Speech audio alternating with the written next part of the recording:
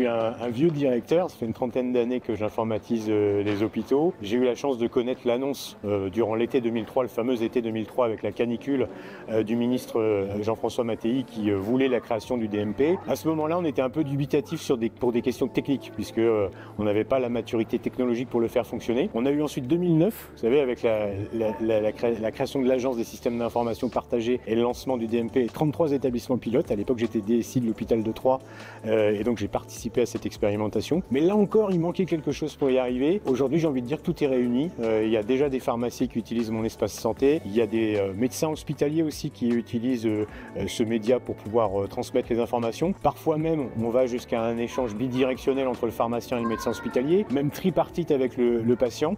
Donc les choses sont en bonne voie. Je pense qu'on a le bon outil. C'est le bon moment pour communiquer. Ce qu'on espère, c'est un recours plus systématique à la consultation de mon espace santé. Aujourd'hui, on l'alimente, il y a des millions de documents dedans, mais j'ai envie de dire pour le moment, c'est de la matière morte. Il faut en faire quelque chose qui permette justement davantage d'échanges entre les patients et leurs professionnels de santé, et surtout entre les professionnels de santé et nos partenaires de ville, au sens large. Je pense notamment à la cinquantaine d'EHPAD avec qui on travaille aujourd'hui en télémédecine, notamment téléconsultation et téléexpertise.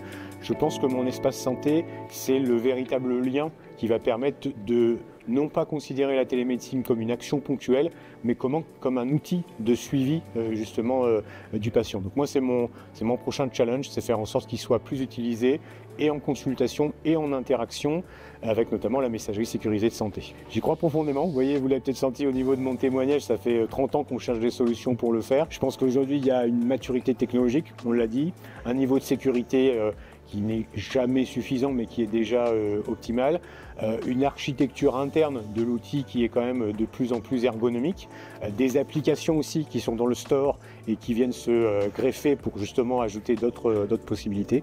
Donc j'y crois profondément et je pense que voilà, l'affluence aujourd'hui au niveau du stand de mon espace santé prouve que les Vauclusiens sont aussi très intéressés.